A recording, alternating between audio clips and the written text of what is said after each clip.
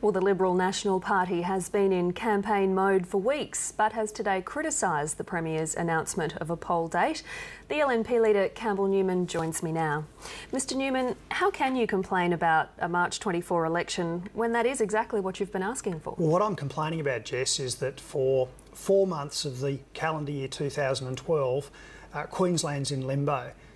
People in business who are trying to make investment decisions don't know what the outcome's going to be of the election. They've got to wait now, and I'm throwing the local government campaign in as well because that is really important. 73 local governments across the state. There are families who are continuing to live with Labor's cost of living pressures that won't be addressed. There's infrastructure that's being poorly planned and poorly delivered that if I become Premier I want to deal with. So there's a whole range of reasons why the Premier should have stopped playing games a long time ago about the election. And that's the point we've been making the last few weeks, and actually call the election.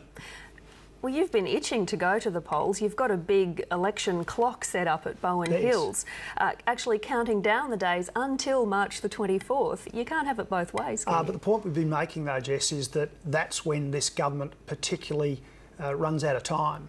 But we've always been saying that the election should have been earlier. I mean, it should have been last year.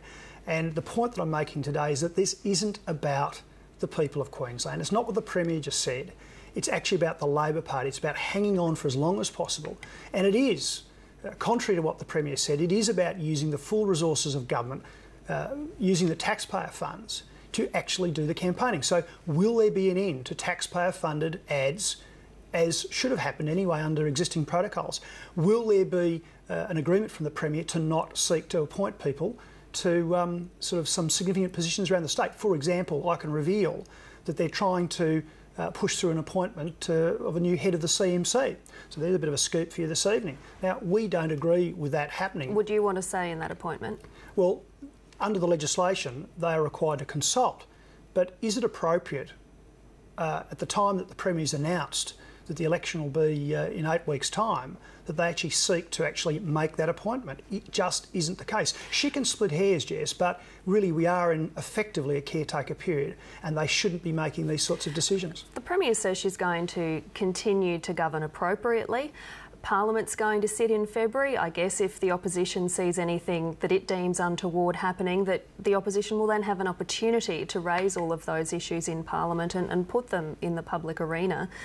I mean, what's the other alternative here? Would you rather see the government in caretaker mode for 8 or 9 weeks? No, I'd prefer to see an election, and the election should again have been called well before now, and that's the point, because we want to get Queensland back on track. It is time for a change. The first question that people have been asking me for months now is, when is the Premier going to call an election? They are just itching to have their say. I know that's the case. And there are just so many things that I want to do if I become the Premier to actually put the state back on the straight and level.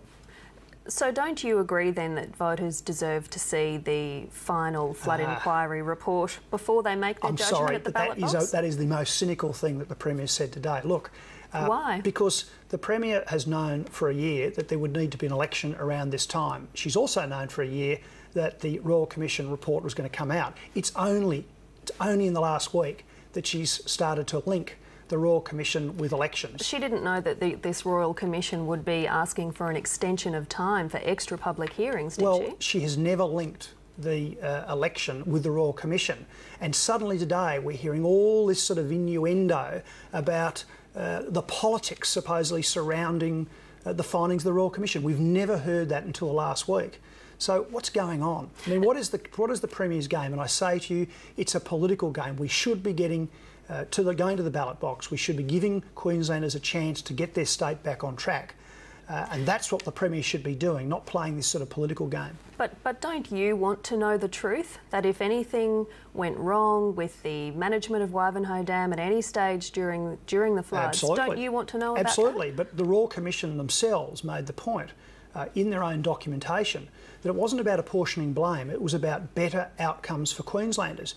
But everything I heard from the Premier today and the stuff you've shown and all the networks have shown on TV this evening, the Premier is clearly seeking to actually see the outcomes of the Royal Commission in some way affecting a political process, whether it be local, government or state.